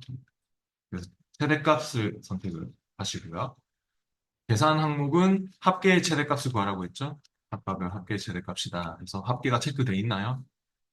그대로 확인하세요. 지금 합과 최대값 이렇게만 잡아주면 될 것 같아요. 처음에 부분합을 두 번 해야 되거든요. 일단 확인하면은 어떻습니까? 학과별로 합계의 최대값이 나옵니까? 저처럼 이렇게 말입니다. 경영정보의 최대값, 또 유아교육의 최대값 이렇게 나왔습니까? 정보통신의 최대값? 네. 근데 아직 끝난 게 아니죠. 문제에서 또 계산한 후 기본 영역 인성봉사 교육훈련의 평균도 계산하라고 했죠. 그럼 다시 부분합을 또 써야 돼요. 다시 Alt A, B 차례대로 누르든지 데이터의 부분합을 다시 두 번째 부분 앞 가야 돼요. 네. 그리고 이번에는 데이터의 부분합 할 때 안쪽에서 써야 됩니다. 바깥쪽에서 하면 안 된다고 합니다. 이렇게. 바깥쪽에서 하면 안 된다 죠 안쪽에서 써야 됩니다. 차례대로 Alt 한 번, A 한 번, B 한 번 눌리면 부분합이 켜집니다. 네. 그래서 이제 두 번째 사용할 함수가 뭘까요? 이거죠. 두 번째는 평균이죠. 평균으로 하시고요. 합계는 풀고 계산 항목이 기본 영역 인성봉사 교육 훈련입니다. 기본 영역 인성봉사 교육 훈련을 체크 체크 체크 이렇게 해주세요. 됐나요? 그럼 이제 요거 새로운 값으로 대치를 풀어야 되는 거 아시죠? 저번에 제가 설명한 적 있었는데 이게 좀 중요합니다. 새로운 값으로 대치 옵션이 체크돼 있으면 두 번째 부분합이 앞에 거를 지워버립니다. 앞에 이 최대값을 지워버리고 새로운 값으로 여기에 평균만 딱 남게 됩니다. 그러면 안 되죠. 최대값 구해놨는 거 아깝잖아요. 이거 위에 올라갈 수 있도록 하려면 새로운 값으로 바뀌면 안 되거든요. 기존에 있는 것도 남아 있어야 돼서 두 번째 부분합을 구할 때 새로운 값으로 대치를 푼다는 게 매우 중요해요. 저번에 우리 배운 적 있습니다. 그래서 부분합에서는 제가 이거 새로운 값으로 대치 옵션을 두 번째 부분합을 구할 때 반드시 해제해야 한다는 걸 적어놨었죠. 댓글 푸세요. 있으면 확인할게요. 위와 같이 최대값도 있고 그 위에 평균도 이렇게 있고 이렇게 돼야 됩니다. 저처럼. 그게 만약에 잘못됐다면 이 부분합이 실행 취소가 이렇게 한 번은 되네요. 네. 두 번 안 되는군요. 네. 그래서 실행 취소를 한 다음에 다시 하든지 정 안 되면 부분합을 모두 제거하고 다시 처음부터 최대값부터 다시 구해서 두 번째 할 때는 새로운 값으로 대칭을 풀어서 이렇게 하도록 하십시오. 두 번째 할 때는 또 새로운 값으로 대치 옵션을 푸는 게 매우 중요합니다. 그래야지 최대값도 있고 그 위에 평균도 올라가죠. 자, 좀 이런 모양이 돼야 됩니다.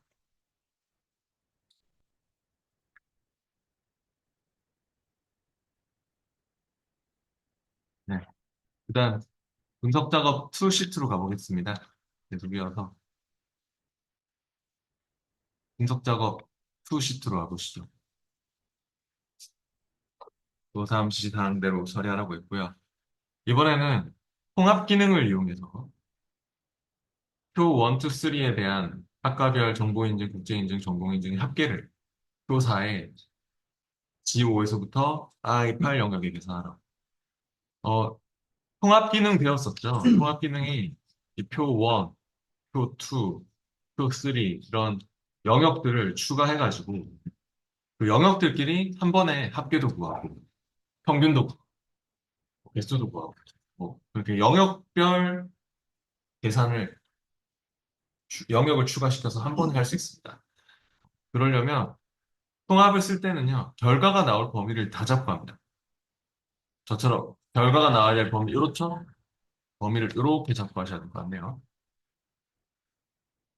통합 기능을 쓸 때는 항상 결과가 나올 범위를 잡고 한다.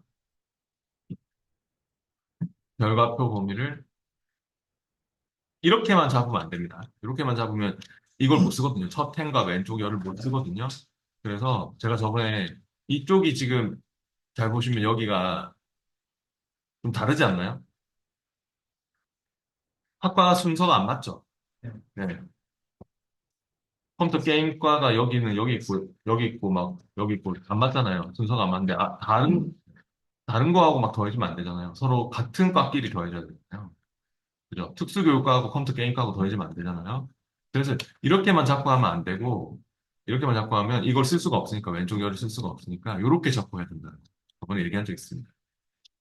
분석 작업 투시트에서. 아무튼 이렇게 잡고, 그리고 나서 통합을 불러보세요. 데이터 탭에 통합이 있습니다. 아니면 얘는 Alt AN입니다. Alt 한 번, A 한 번, N 한 번. 범위를 잡고 하는 게 중요합니다. 이렇게 범위를 잡고, 범위를 잡은 다음에 Alt 한 번, A 한 번, N 한 번. 이렇게 됩니다. 아니면 데이터의 통합이요. 그래서 이제 사용할 함수는 뭐죠? 뭘 구하라고 되어 있나요? 네. 합계죠. 합계를 표사에 구하라고 했습니다. 합계 그대로 하시고요. 뭐 평균을 구하라면 평균을 막 바꾸고 할 수 있겠죠. 지금은 합계. 참조칸을 내려보셔서 첫 번째로 참조시킬 영역은 참조칸에 찍고 이렇게 표 1의 범위를 다 잡으세요. 표 1의 범위 A4에서부터 D8까지 이렇게요. 다 잡으셨어요? 그러면 추가를 하셔야 돼요. A4에서부터 D8 추가. 그 다음 표 2의 범위도 이렇게 다 잡아주세요. 표 2도 똑같이 이렇게요. 역시 A11에서부터 D15 이렇게 잡히고 있습니까? 그러면 추가를 눌러야 됩니다. 추가해 주세요. 밑에 여기 들어간 영역들이 계산되거든요. 추가. 그 다음에 또 어디를 잡을까요? 밑에 표 3을 잡아야겠죠? 표 3 영역도 A18에서부터 D22 이렇게 잡고요. 역시 또 추가를 눌러주세요. 추가. A18에서 D12가 또 추가 눌러서 이렇게 등록이 돼야 됩니다. 그럼 세 개의 영역이 이렇게 등록이 됐습니까? 저처럼. 이 세 개가 등록이 됐어요? 네. 그걸 보셔야 되는데. 이 세 개가 등록이 안 되면 계산이 안 나와요.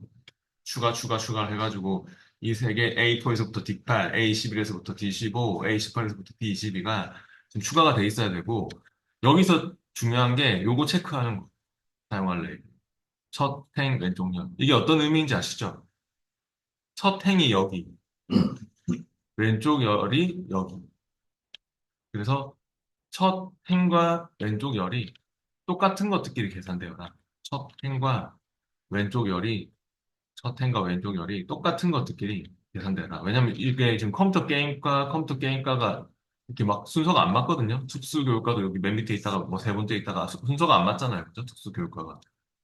그럼 이런 것들이 이름이 같은 것들끼리 계산이 돼야 되지 않겠습니까? 그냥 무작정 더해지면 안 되잖아요. 위치로. 그래서 요것들을 체크하는 게 중요하겠습니다.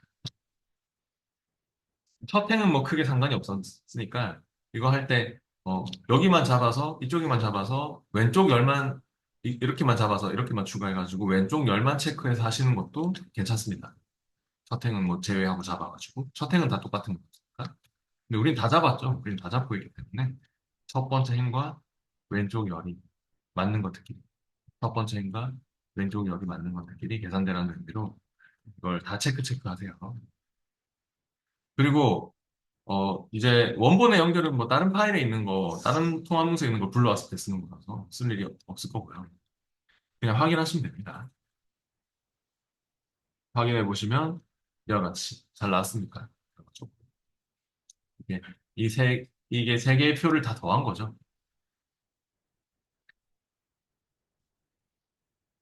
계속해서 이제 매크로 작업으로 넘어가 보도록 하겠습니다.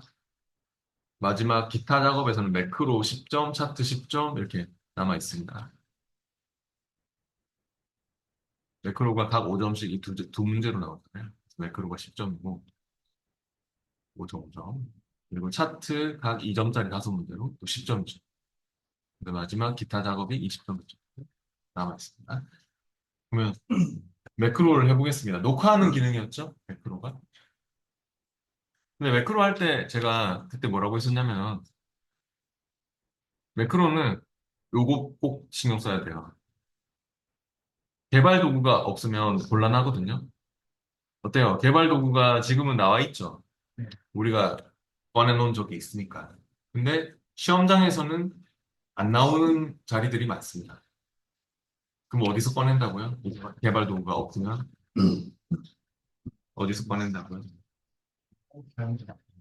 예, 리본 사용자 지정에서 꺼내야 되는데 이 개발 도구에서 지금 우리가 매크로 기록도 하고 뭐 단추도 추가하고 막 뭐 작업을 막 해야 되거든요. 근데 이게 없으면 곤란하거든요. 그래서 시험에 안 나오는 자리들이 많아요. 그럼 그때 제가 파일에 옵션에 리본 사용자 지정해서 개발 도구를 체크해서 꺼내야 된다는 것을 얘기한 적이 있습니다. 집에서 꺼내 보셨어요? 안 해보셨나요? 네. 딱 표정을 보니까 안 해보신 것 같은데. 그 개발 도구 꺼내는 거 모르면 매크로 작업 못 합니다, 진짜. 네. 파일에 옵션에 가서, 파일 탭에 맨 밑에 옵션 가지고 리본 사용자 지정 맨 밑에 있어요. 맨 밑에 옵션에 가서 리본 사용자 지정에 가서 개발 도구를 집에서 꼭 꺼내 보세요. 그거 매우 중요합니다. 개발 도구 안 나왔으면 작업을 못 하니까요. 여기 있네요. 리본 사용자 지정에서 개발 도구를 체크를 해서 꺼내야 됩니다. 지금은 체크돼 있었겠지만 아니요, 막 마음대로 그 건들면 안 되고요. 마음대로 건드셨어요. 뭐 건드셨어요, 방금? 뭐 누르셨어요? 밑에서. 이거 누르셨어요? 네, 화면. 그러니까 여기 왔을 때 개발 도구만 체크해서 하는 거예요. 플러스도 아니고 체크. 원래 그게 꺼져 있거든요. 아, 그거만 체크해서 쓰는 거예요. 집에 체크하세요. 그걸 집에서 꼭 체크해서 꺼내세요. 네. 예.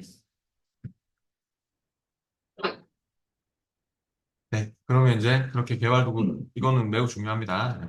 집에서 안 꺼내보시면 자기가 안 꺼내보면 시험 칠 때 당황하거든요. 안 나와서, 어디 갔지? 그 매크로 10점을 날릴 수 있게 되겠죠. 꼭 꺼내는 연습을 하시고요. 아니면 급하면 그냥 여기 이런 리본 메뉴에 배경 쪽에서 빈 공간에서 마우스 우클릭, 리본 메뉴 사용자 지정 이렇게 가도 됩니다. 그래서 거기서 체크해서 꺼내도 괜찮아요. 해보겠습니다. 네. 그럼 이제 이 1번 문제가 보면 이, 이 포에서부터 이 파일 영역의 총점을 계산하는 매크로 생성하라고. 매크로 이름은 총점이고, 총점은 소양 인증 플러스 직무 인증이다. 라고 하고 있네요. 그럼 마지막에 항상 이런 말이 붙거든요. 셀 포인트 위치에 상관없이 매크로가 실행되어야 정답으로 인정돼. 요거 때문에 제가 그때 뭐라고 했었냐면은 애초에 시작을 할 때 아무런 내용이 없는 빈 셀을 클릭해놓고 해라. 그런 얘기 한 적 있죠. 음, 매크로 기록을 시작할 때는 그냥 빈 셀을 클릭해놓고 하세요. 빈 셀을 클릭해놓고. 빈셀을 클릭하면 네. 되는. 그러니까 빈 셀을 클릭하는 이유가 이제 내가 나중에 총점으로 이동을 해야 돼요. 근데 이렇게 이동하는 과정이 녹화가 돼야 돼요. 여기로 이동하는 과정이 녹화가 되도록 하기 위해서. 애초에 잡고 하면은 나중에 딴 데 찍고 하면은 이동을 안 할 거 아닙니까? 그런 셀 포인터가 어디 찍혀 있든지 이렇게 잡혀 있든지 이렇게 잡혀 있든지 이렇게 돼 있든지 그거와 상관없이 매크로가 무조건 잘 돌아가야지 정답으로 인정된다 이런 말이 붙잖아요. 그래서 하여튼 뭐 헷갈리면은 그냥 무조건 매크로는 빈 셀을 클릭해 놓고 시작하시면 됩니다. 저처럼 내용이 없는 아무 때나 내용이 있는데 말 그대로 내용이 없는 곳에 집어넣고 이제 개발 도구에 매크로 기록으로 가겠습니다. 녹화하는 버튼 눌러보시죠. 개발 도구 매크로 기록. 매크로의 이름이 뭐죠? 통점, 통점이라고 주시고요. 바로 가리키는 필요 없어요. 시험 칠 때는 요구하지 않아요. 저장 위치는 어딜까요? 네. 현재 통합 문서에 항상 저장하라고 하고 있습니다. 여기 있네요. 맨 처음에. 현재 통합 문서에 작성하고 이런 말이 나오고 있죠? 그래서 현재 통합 문서로 잡혀 있나요? 네. 현재 통합 문서에 작성하랍니다. 네. 그래서 이름만 신경 쓰면 돼요. 됐으면 이제 확인 눌러줄게요. 확인한 순간부터 녹화가 시작됩니다. 녹화 테이프 돌면 얘는 그냥 소양 인증과 직무 인증을 더하는 거네요. 그죠? 그러면은 어떻게 해주는 게 좋을 것 같냐면 그냥 수식을 작성을 해볼까요? 여기 이 포셀에 와서 는 쓰고 소양 인증 찍고 그다음 플러스 직무 인증을 찍고 엔터 하면 되겠죠? 네. 그리고 채우기도 해주세요. 이렇게 해서 채우기까지. 네.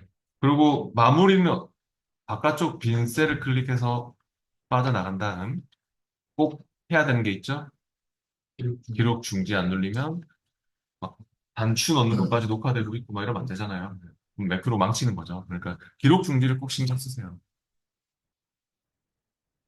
빈 셀을 클릭해서 빠져나가는 건 굳이 안 해도 상관은 없거든요.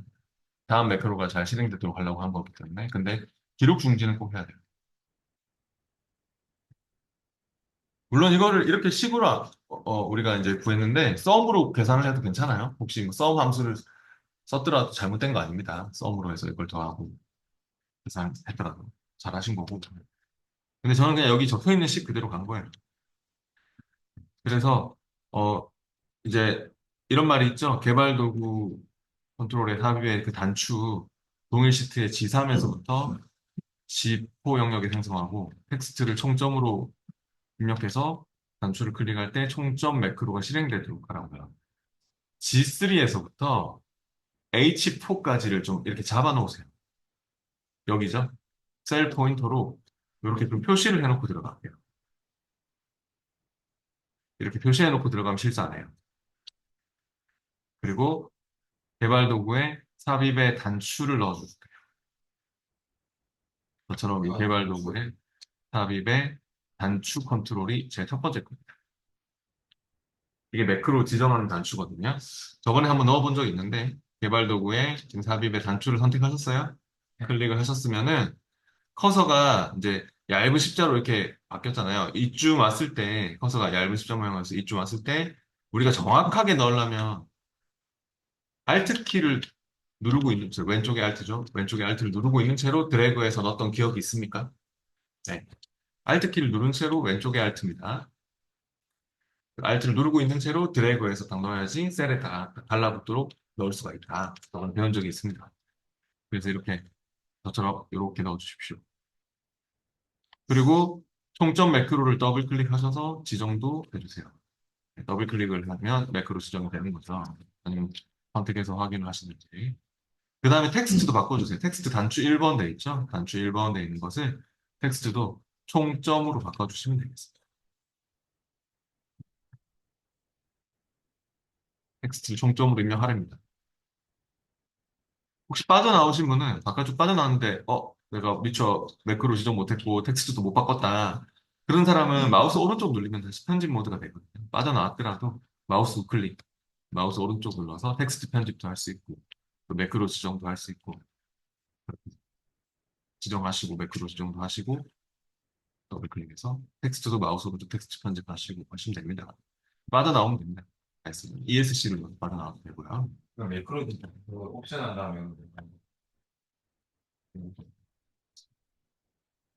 네, 마우스 오른쪽 매크로 지정하시면 됩니다. 네, 마우스 오른쪽 매크로 지정해서 그냥 총점 매크로를 더블 클릭해서 지정하시면 됩니다. 그리고 테스트 한번 해볼까요? 여기를 지우고 한번 해보시죠. 여기를 딜리트로 지운 다음에 단추를 한번 눌러보세요. 그러면 구해지나요? 그럼 맞게 하신 거죠. 그 다음 2번도 해볼게요. 2번은 A3에서부터 이상 명령에 채우기 색을 표준색 노랑으로 적용하는 매크로 생성하라. 두 번째 매크로의 이름은 또 채우기라고 합니다. 빈 셀을 클릭해놓고 역시 할게요. 아무런 내용이 없는 빈 셀을 클릭해놓고 역시 또 개발 도구의 매크로 기록으로 갑니다. 개발 도구 매크로 기록을 클릭해 보시고요. 두 번째 매크로 만듭니다. 매크로 이름이 뭐죠? 네, 채우기로 해야 됩니다. 빈 셀을 클릭해놓고 할게요. 빈 셀을 클릭해놓고 네, 그래서 개발 도구 매크로 기록 매크로 이름은 채우기 저장 위치는 뭐 현재 연부소 그대로 하면 돼요. 확인.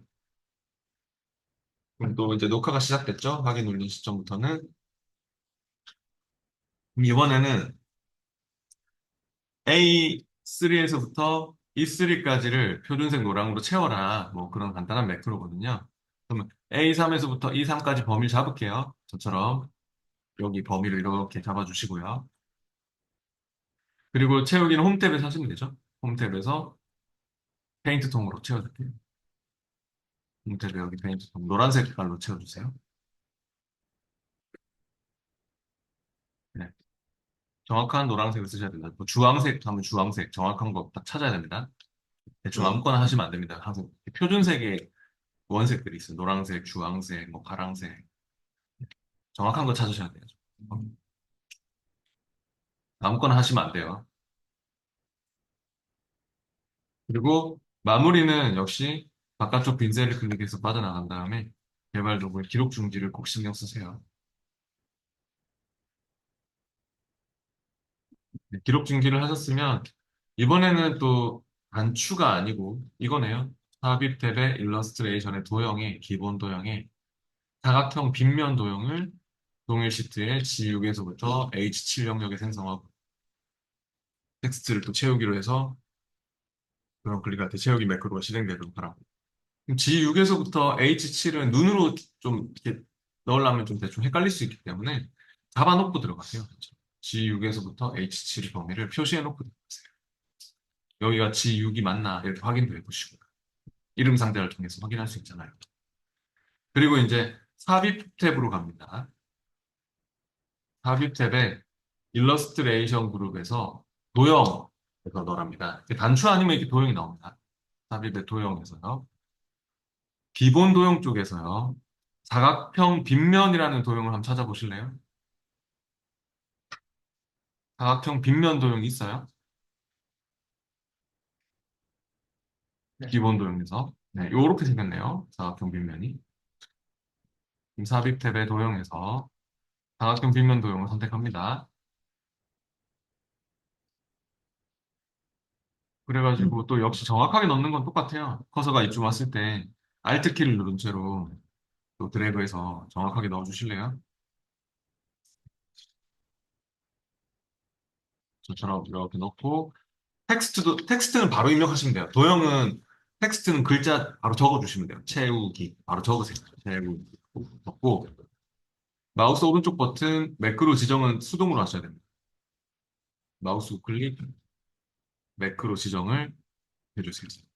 아까 단추는 매크로 지정창이 자동 떴잖아요. 그죠? 근데 도형은 매크로 지정창이 자동 안 뜨거든요. 그래서 글자 일단 채우기 타이핑 치시고 그냥 도형이 찍혀 있는 가운데 글자는 타이핑 치면 바로 들어가거든요. 이렇게. 그리고 마우스 오른쪽 매크로 지정을 수동으로 해주셔야 돼요. 그래가지고 우리가 채우기 하는 매크로 만든 거를 지정해 주세요. 더블 클릭해서. 그 얘를 테스트 해보려면 이 채우기를 없애고 홈 탭에 가서 이거 눌러서 채우기 없음 해보세요. 이 범위 잡은 다음에.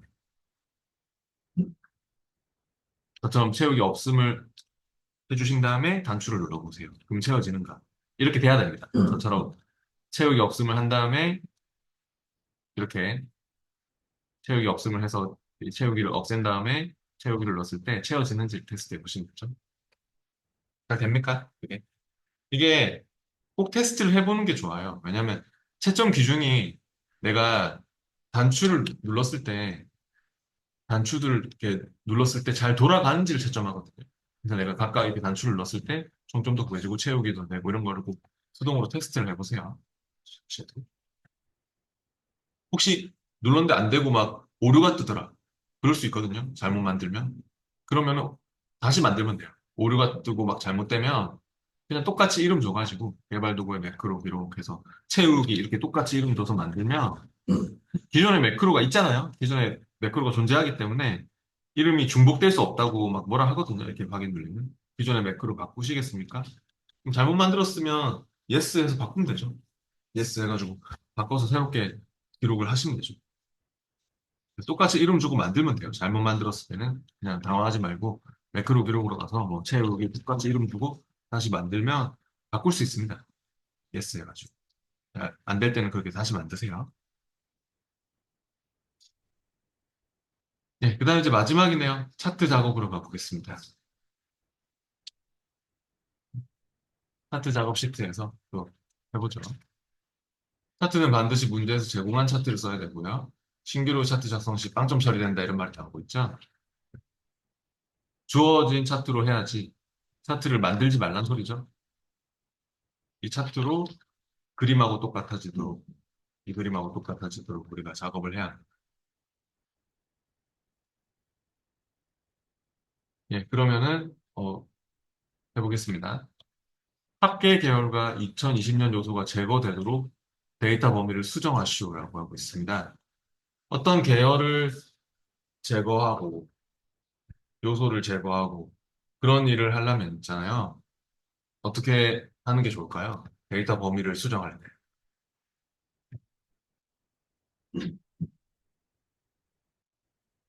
데이터 범위를 수정할 때는요. 그 그냥 차트 찍고 차트 도구, 차트 디자인 탭에서. 차트 디자인 탭에 데이터 선택으로 가서 하는 게 정석입니다. 근데 제가 잘 모를 때는, 잘 기억이 안 날 때는 그냥 마우스 오른쪽 버튼 눌러서 해도 괜찮다 했죠. 차트는 마우스 오른쪽 버튼을 많이 쓴다고. 차트의 배경 쪽에서, 차트 위에서 마우스 오른쪽 버튼, 데이터 선택, 이렇게 가도 괜찮고요. 여기 있네, 데이터 선택. 그죠? 마우스 오른쪽 데이터 선택. 또는 차트 디자인의 데이터 선택. 그렇게 가가지고요.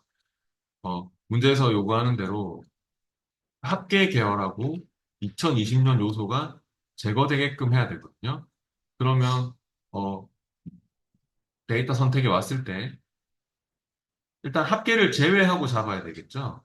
그리고 2020년을 제외하고 잡아야 되겠죠. 그러면 어떻게 해야 되나요? 이 합계를 일단 포함하면 안 되고 지금은 다 잡혀 있잖아요, 범위가. 범위가 이렇게 다 잡혀 있는데 여기를 빼야 되고 합계를 제외시켜야 되고 또 2020년도 여기도 제외돼야 되죠. 제 걸 보고 계세요? 이 부분들이 제외가 돼야 되죠, 이 부분들이. 맞나요? 네. 네. 그러면 요쪽하고 요쪽만 잡으면 되겠죠. 맞아요? 합계 제외해야 되고 2020년 요소 제외해야 되잖아요. 그러면 여기하고 여기만 잡으면 되는 거 아닙니까? 여기는 이런 이름으로 쓰이거든요. 이런 이름들로 다 쓰이기 때문에 잡아줘야 되거든요. 그래서 기존에 지금 이 범위를 블록 지정을 하시거나 아니면 지우세요. 헷갈리면 지우세요. 딜리트로. 딜리트로 지우고 범위를 제가 방금 얘기한 대로 여기 먼저 잡고 그 다음에 떨어진 거 잡을 때는 어떻게 잡으면 되죠? 네, 컨트롤 키를 누른 채로 여기 먼저 잡고 그 다음에 컨트롤 키를 누르고 있는 채로 이렇게 잡으면 될 것 같습니다. 그럼 합계와 2020년을 제외하고 이렇게 잡을 수 있는 거죠. 되나요? 아니면 컴마 찍고 잡아도 돼요. 컨트롤 누르기 귀찮으면 컴마 찍고 잡으셔도 되고요. 이게 저처럼 할 때 이렇게 여기 잡고 컨트롤 키 누른 채로 여기 잡고 그럼 이렇게 콤마가 찍혀서 딱 잡히는 거죠.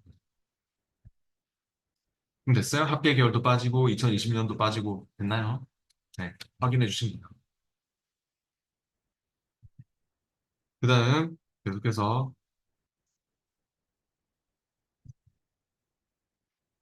차트 종류를 누적 세로막 대형으로 변경하시오라고 했습니다. 차트의 종류를 바꿀 때도 그냥 차트 배경 쪽에서 마우스 오른쪽 버튼 차트 종류 변경. 방금 데이터 선택 위에 차트 종류 변경하는 것도 있죠? 마우스 오른쪽 버튼 차트 종류 변경. 아니면 또 차트 디자인 탭에서 차트 종류 변경. 데이터 선택 바로 옆에 있죠, 지금. 차트 종류 변경을 해볼까요? 그래가지고 종류가 뭐라고요? 누적세로. 네, 누적 세로막 대형이면은 이거 두 번째 거네요. 세로막 대형에서 두 번째 거네요. 이게 그냥 기본 세로막, 묶은 세로막대, 누적 세로막대, 100% 누적, 3차원 누적 다 이름이 있거든요. 정확한 거 아세요? 지금 3차원 누적을 하시면 아세요? 누적 세로막 대형이라고 있습니다.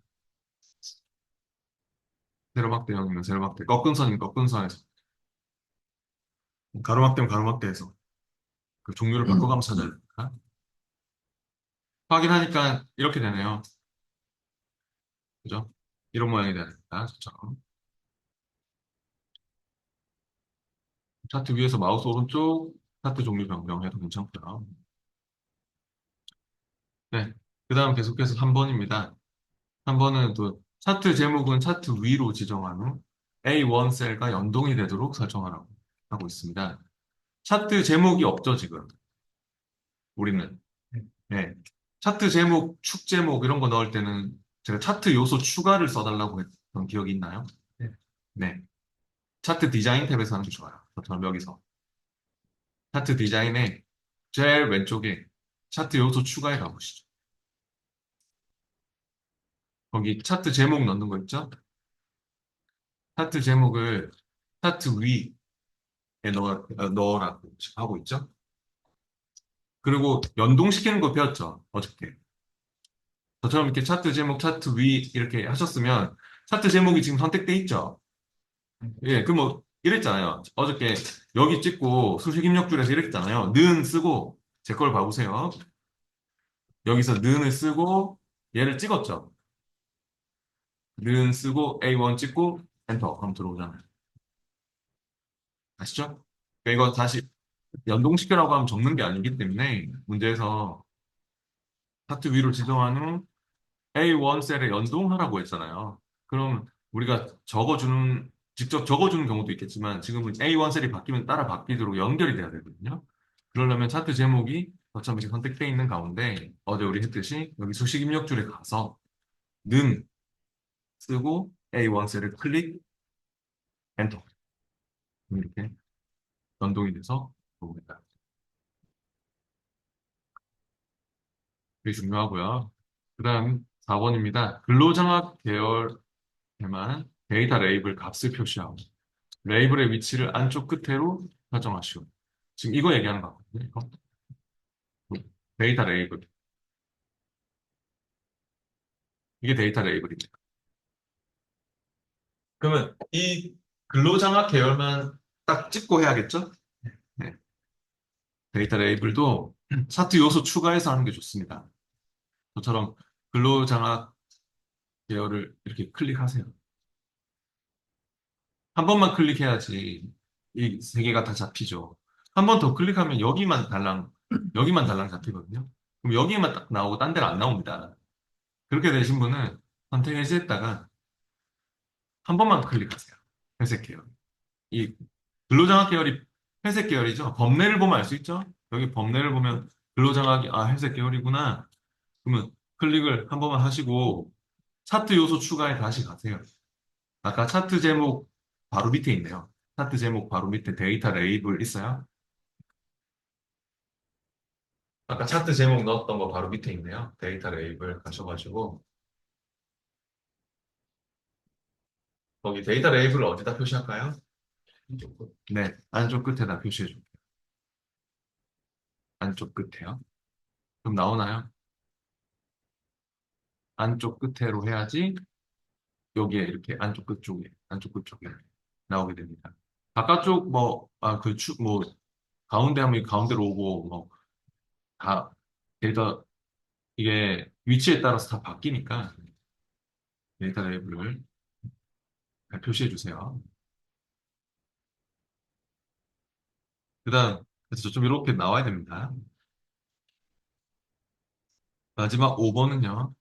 차트 영역에 테두리에는 둥근 모서리를 설정하는 하고 있고요. 차트 영역, 그림 영역 어저께 제가 설명한 적 있었죠. 차트 영역이 이 바깥쪽 배경 쪽이었죠. 차트의 배경 쪽. 기억나세요? 제가 어저께 뭐라고 설명했냐면 차트는 이 눈금선 안쪽이 여기 눈금선 안쪽 이쪽이 그림 영역. 그래서 그림 영역에 뭐 색깔을 파랑 박엽지로 채워라. 그러면 그림 영역을 더블 클릭해가지고 여기 눈금선 안쪽을 더블 클릭해가지고 여기 채우기 쪽에 가서 뭐 질감으로 채운다든지 뭐 그런 문제도 나온 적이 있고요. 파랑 박엽지 뭐 질감으로 채운다든지 이게 여기가 그림 영역. 제 걸 좀 봐주실래요? 여기가 그림 영역. 근데 건드리지는 마시고 여기 하여튼 바꾸지는 마시고 그림 영역에 뭐 해라 하면 여기에 더블 클릭해서 하시면 되고요. 그리고 차트 영역이면은 이제 이 그림 영역 반대편에 있는 여기 바깥쪽에 있는 안쪽에 하여튼 그림 영역이고 제가 방금 요구한 그 보라고 한 이유가 여기가 그림 영역 서식을 뭐 요구한 데도 있어요. 그럼 여기를 이 눈금 안쪽을 더블 클릭해서 그림 영역 서식에서 작업을 하시면 이렇게 그림 영역이 바뀌게 되는 거죠. 근데 이 그림 영역 바깥쪽에 이제 이쪽이 차트 영역이에요. 차트 영역. 그래서 차트 영역에 더블 클릭하세요. 여기를 이제 더블 클릭. 그럼 차트 영역 서식이 열리나요? 차트 영역 서식이라고 열리나요? 네. 이게 닫혀 있더라도 얘를 더블 클릭하거나 차트의 배경 쪽을 마우스 오른쪽 버튼 차트 영역 서식 이렇게 가시면 돼요. 지금 그게 필요해요. 그리고 이제 차트 영역 서식이 왔으면 차트 영역에 채우기 색깔을 줄 거면 이제 막 이렇게 이 전체가 다 채워지는 거고 색깔이 채우기는 건드릴 필요 없고 어 채우기 하지 말고 따라 하신 분은 다시 자동 테두리 쪽으로 가셔야 돼요. 테두리. 여기 지금 페인트 통해서 마음대로 막 건드리시면 안 되고요. 우리가 할 거는 채우기 말고 테두리거든요. 테두리. 그래서 테두리에서 뭐 할까요? 네. 둥근 모서리라고 있습니까? 맨 밑에? 둥근 모서리를 체크할게요. 지금 마음대로 건드리셔가지고 그런 것 같거든요. 여기를 찍어야 됩니다. 여기를. 배경 쪽을. 여기를 클릭하셨어요? 여기 차트 영역 서식이라고 나오고 있고요. 네. 그리고 여기 페인트통이요. 페인트통. 여기에 있어요. 여기 페인트통에서 해야지. 여기 막 이쪽으로 막 옮기고 하지 마시고요. 네, 지금. 페인트통에서 테두리에 가셔가지고 둥근 모서리를 체크하시면 되겠습니다. 그리고 시키지 않았지만 시험에 자주 나오는 게 어저께 우리 그림자 효과도 줬었죠. 지금 시키지 않았지만 원래 하면 안 되는 거지만 둥근 모서리가 잘 좀 표시가 되려면 이쪽으로 와보세요. 효과 쪽으로 와가지고 그림자 중에서 안쪽 가운데 그림자 한번 줘보실래요? 우리 어저께 했던 거거든요. 차트 영역 서식에서 그림자도 잘 요구하거든요. 시험에서 둥근 모서리와 함께 그림자도 다 이름이 있었죠? 안쪽 가운데 그림자 한번 줘보실래요? 안쪽 가운데. 바깥쪽 옵셋 아래쪽 그림자를 주시오. 뭐 안쪽 가운데 그림자를 주시오. 안쪽 위쪽 그림자를 주시오. 이름이 다 있습니다. 정확한 거를 찾으셔야 됩니다. 이와 같이 차트 영역 서식에서는 이런 식으로 바꾸는 그런 작업을 많이 합니다. 됩니까? 끝났죠? 이렇게 해서 시험 시에는 그냥 다 했으면 저장만 하시면 됩니다. 저장 다 눌러가지고 저장하고 그냥 수시로 저장하면서 작업하셔도 돼요. 네. 그러니까 내가 최후에 저장한 게 계속 덮어쓰기로 서버상으로 올라가는 거거든요. 그러니까 시험 칠 때 수시로 저장하면서 컨트롤 S 눌러가면서 수시로 저장하면서 작업하셔도 되고요. 특히 마지막에 다 했으면 꼭 저장을 눌러주셔야 돼요. 저장을 눌러야지 그 상태에서 서버로 계속 전송이 되고 있거든요. 저장만 하면 됩니다. 시험 시간이 40분이죠. 여기 지금 이 작업들이 40분 만에 이루어져야 되는 그런 작업입니다. 그래서 시간 관리를 잘해야겠죠. 네. 먼저, 뭐부터 먼저 해야 되나요? 네, 뭐 순서는 정해져 있는 게 아니거든요.